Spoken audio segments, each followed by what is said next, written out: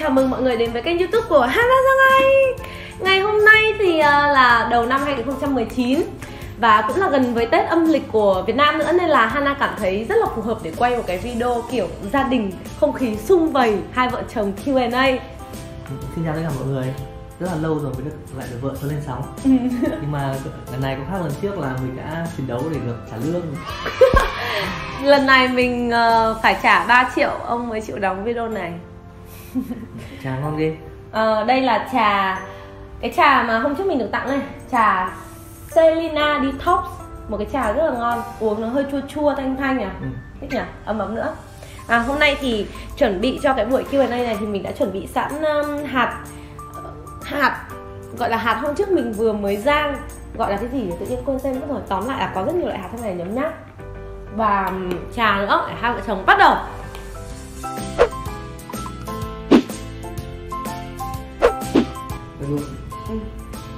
Bây giờ hai người sẽ trả lời 10 câu hỏi, viết câu trả lời của mình vào sổ. Nếu có 8 trên 10 câu trả lời trùng nhau thì là xong kiếm hợp bích. Nếu 5 trên 10 là bình thường vô vị, dưới 5 là đồng xào tí mộng. Sợ thế. Đúng phong cách của anh làm gì nữa. Chồng mình là 8X, còn mình là 9X nào. Bọn mình rất hay nói thành ngữ tục ngữ với nhau. Gặp nhau khi nào? Bây giờ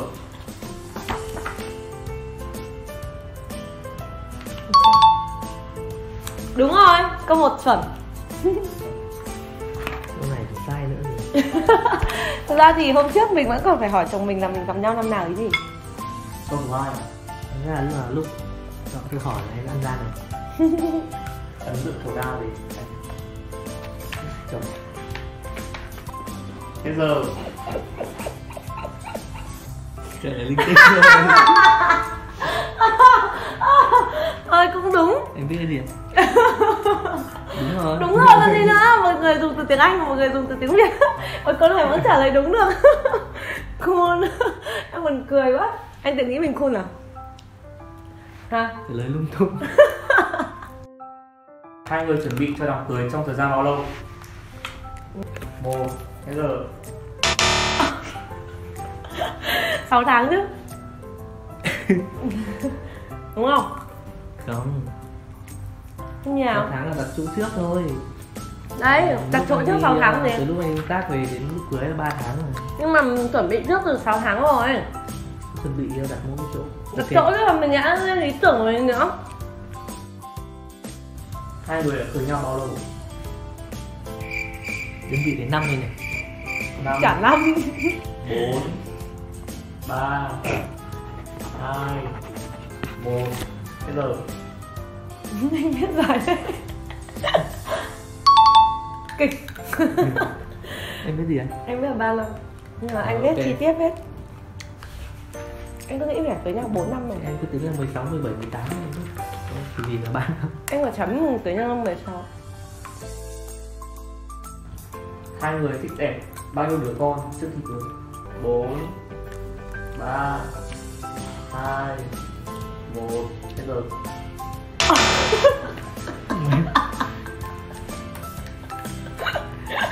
có thể có thì không còn gì nữa. Anh thích đẻ một đứa thì còn em không thích có con nữa à? thì em bảo là nhưng mà kiểu gì thì phải đẻ. Câu 6. Thói quen xấu của chồng. Quá nhiều. Cái gì? Thói quen xấu của chồng. Chỉ được biết một cái thôi. Một cái to nhất. Nào đưa lên. Chuẩn nhất không cần chỉnh. Thi thoảng anh cố tình em từ thi thoảng. Chồng mình Thi thoảng. không xứng đáng làm chồng của một huấn luyện viên fitness. Câu số 7. Thói quen xấu của vợ là gì? Bây giờ một bài chấm than rồi. Ôi mình hiểu nhau vậy. Cái này thì Hana hay lấy mề rồi. Hana không phải là Hana cố tình trễ giờ, mà Hana hay kiểu bị cuống ấy, sắp xếp thời gian không tốt lắm. Nhưng mà từ năm 2019 mình sẽ thay đổi. Mình sẽ thay đổi. Câu 8. Thói quen tốt của chồng. Nhiều quá. Cái này nghĩ mãi không ra. Chả có thôi. Con tốt của chồng.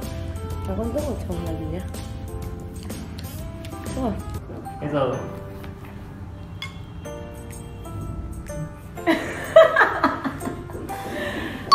được. được. Câu này được. Chà. Câu số 9. Thói quen tốt của vợ là gì? Nhiều quá. Đang nghĩ không xa rồi, không giống. Anh hiểu chứ, anh hiểu cảm giác của em.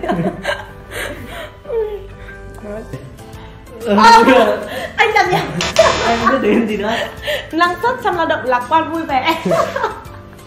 Em biết nhiều đấy, xem có chúng thế nào không mà chả chúng thế nào cả. Điều mà hai vợ chồng tranh cãi nhiều nhất. Điều tranh cãi nhiều nhất.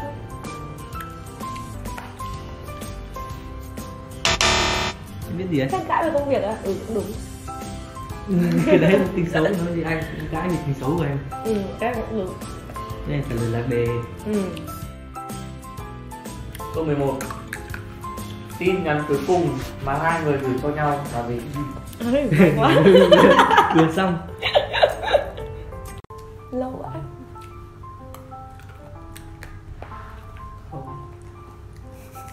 Hết giờ.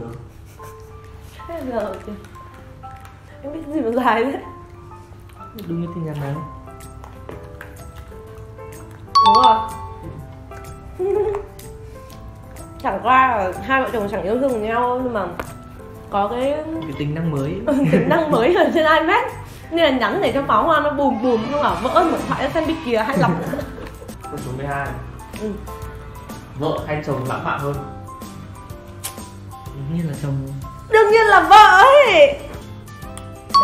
Đấy. Đây là anh ăn gian để được điểm đấy, chứ anh nói thật ra thì là phải là chồng nữa. Em lãng mạn hơn rất nhiều, chồng lãng mạn hơn ở không? Câu số 13. Vợ hay chồng vui tính hơn?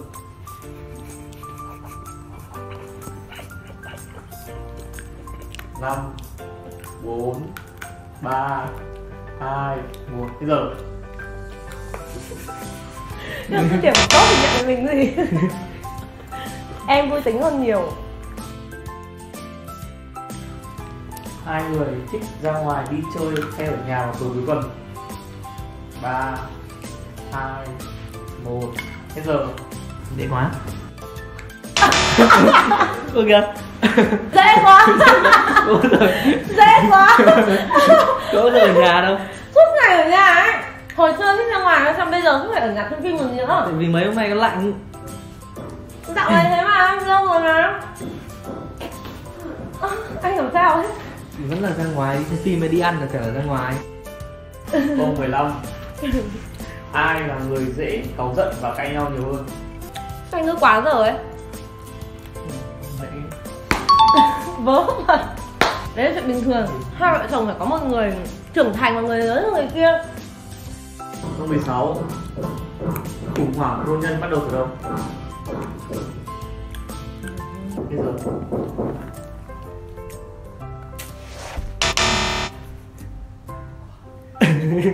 Anh cười gì? Không, thực ra anh thì sâu xa hơn, nếu mà mình vẫn quan tâm chia sẻ thì cái đấy nó cũng không thành bất đồng nữa. Nhưng cái hồi đấy là bắt nguồn từ việc là sống chung với cả một thế hệ bố mẹ, nên là không được trùng quan điểm lắm, mà bố mẹ thì lại truyền thống, còn hai vợ chồng thì lại không có tí truyền thống nào. Không có tí truyền thống nào mà tính còn siêu ngang ngược và thích tự do nữa. Câu 17. Kéo dài trong bao lâu?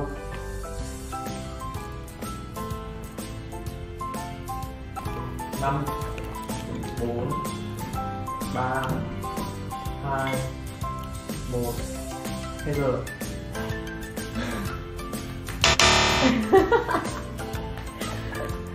Lâu thế cả? Em chắc không? Em không chắc.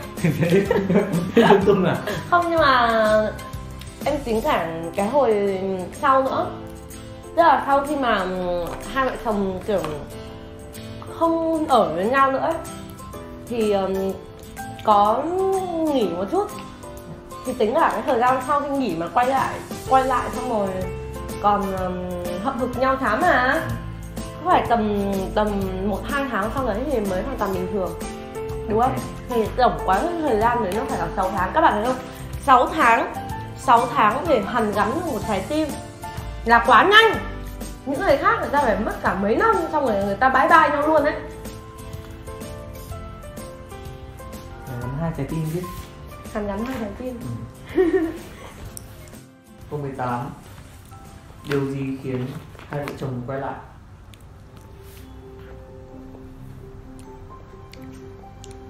Mình hay quên không nhớ tí. Điều gì à? Câu này phải nó 20 giây. Từ từ bình tĩnh. Phải tập trung nghiền ngẫm. Bây giờ Đấy quá. cái gì ạ? Hứng lên chán cuộc sống hiện tại. Tại vì tất cả mọi việc đối với mình đều là theo cảm hứng mà. Đang tỏ ra cool ngầu đúng không? Em không tỏ ra cool ngầu mà thực sự em là như vậy. Và nói chung làm gì cũng phải là do mình thích ấy. Nếu như mà em không thích thì lúc đấy dù anh có quỳ xuống van xin thì em cũng chẳng có tí rung động nào. Nhưng mà tự nhiên một ngày cảm thấy cuộc sống một mình nó chán. Xong rồi anh thì anh vẫn ở đấy và con vẫn ở đấy. Thời gian đấy cũng là anh chủ động. Nghĩa là nếu mà một người đã bị bay mất rồi thì một người phải chủ động. Chứ cả hai cùng bay mất thì ai kéo về đâu, đúng không? Thế là mình nghĩ là trong tình yêu thì phải có một người là người chủ động hơn, kể cả là nam hay nữ. Nếu mà bạn thích một bạn nam mà không chủ động ấy thì chính bạn nên là người chủ động. Chứ nếu mà cả hai đều kệ để xem là im lặng xong rồi chờ xem là bao giờ thì người kia sẽ thể hiện thái độ hay là nói chuyện lại với mình hay gì đấy thì chắc là mãi mãi không bao giờ về được với nhau. Như anh nói là phải trai mặt một tí, đúng không? Kể cả nam hay là nữ thì mình thấy cũng không quan trọng. Thỉnh thoảng cũng có lúc em chủ động mà. Thì khoảng 10 lần cãi nhau thì cũng phải được 2-3 lần là em chủ động làm lành. Em suốt ngày chủ động. Theo thang điểm 10 thì tình cảm hiện tại ở mức mấy? Hiện tại là ngay lúc này. Thời gian này. Thời gian này. Ôi em ơi, chuẩn rồi. Tại sao? Hả? Tại sao? Dạo này thấy mọi việc rất là vui vẻ. Vui vẻ nhưng chỉ có 9/10 thôi là sao? Thì chắc em nghĩ là có thể vui hơn nữa. Em nghĩ thế không? Em 9/10 là nói chung là chắc là tình cảm thì ngoại trừ tại vì từ phía người kia ra là cũng ngoan và yêu thương vợ ra thì nó còn là do mình nữa. 9/10 ở đây chưa trọn vẹn là tại vì mình bận quá nhiều công việc nên là mình chưa có nhiều thời gian để hoàn toàn chìm đắm trong tình yêu như hồi xưa ấy. Nhưng mà đối với một cuộc sống hôn nhân, cuộc sống gia đình thì 9/10 mình nghĩ là con số hoàn hảo rồi. Ok rồi. Không thể nào 10/10 được. 10/10 chỉ có cặp đôi gà bông vừa mới yêu thôi, đúng không? Lúc đấy kiểu bị hút vào. Câu 20. Yếu tố nào là quan trọng nhất để hàn gắn được với nhau? Câu này lại xin 20 giây. Cái câu này nó deep ghê. 5. Chồng mình tuổi mèo, mình tuổi gà. Mình luôn luôn nhanh hơn chồng mình. Hẳn dài hơn. Chân. Đúng. Câu này đúng này.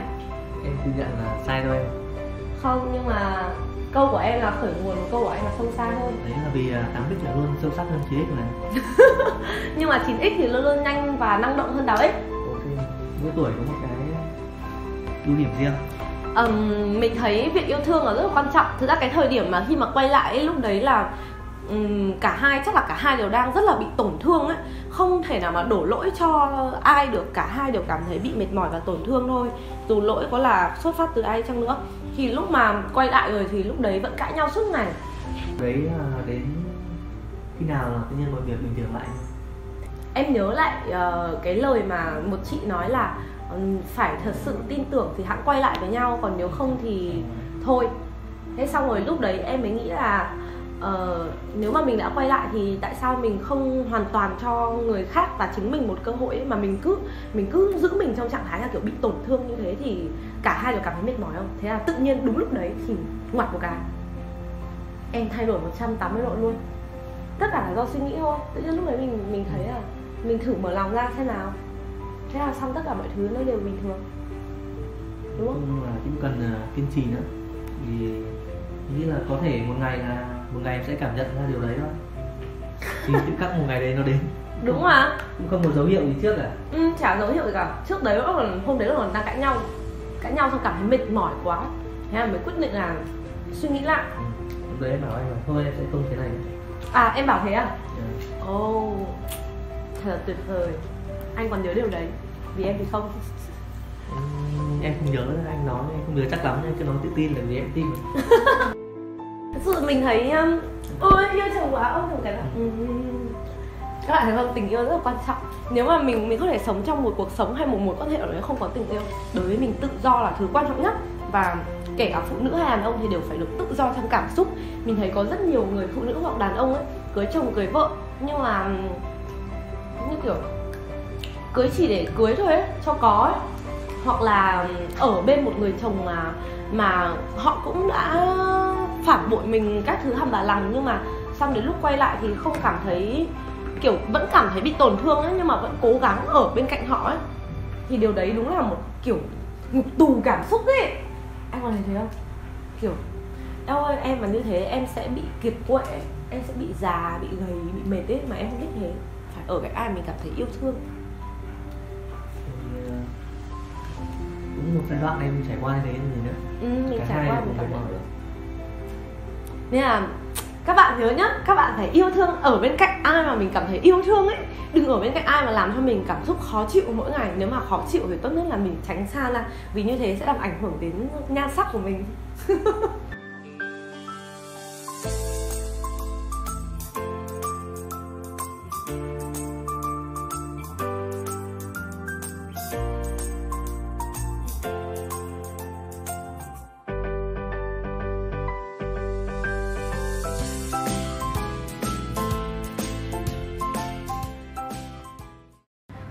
Đấy, tối qua anh vừa đi nhậu về đúng không? Uống hết đi, cái này giúp thải độc ấy. Cái detox mà. Hết sạch luôn.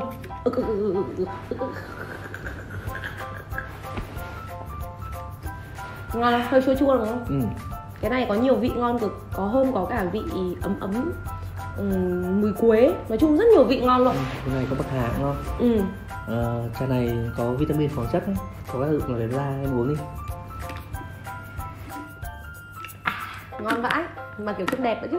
À quên, nhân tiện thì Na cũng phải rất cảm ơn nhà tài trợ Selina Dream đã giúp Na hoàn thành video ý nghĩa này.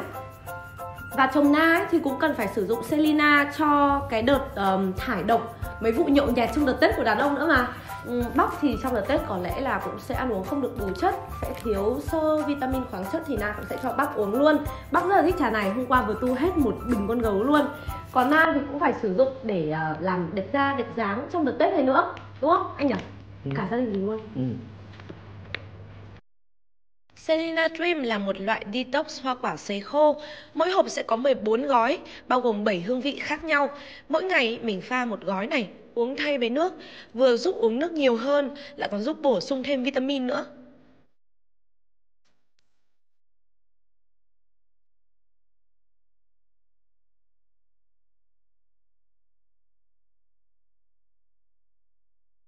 Thật ra thì ngày trước có rất là nhiều bạn hỏi Hana là trà detox hoa quả sấy khô có tác dụng thật hay không.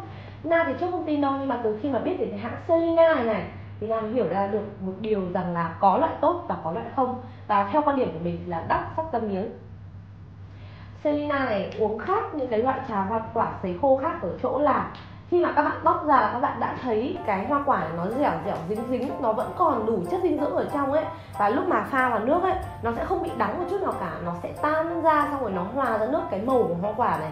Xong rồi nó có mùi thơm, hơi chua, hơi thanh, có vị quế, có vị bạc hà, rất nhiều thứ ngon. Chứ còn nhiều bạn hỏi Hana là tại sao uống trà detox sấy khô mà có vị đắng ấy, thì nó là không đúng, sấy không đúng.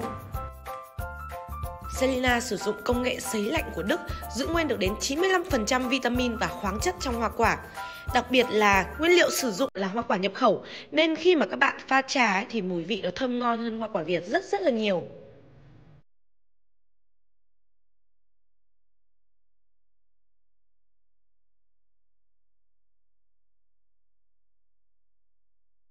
Các bạn hãy mua trà detox hoa quả một cách thông minh và có chọn lọc nhé.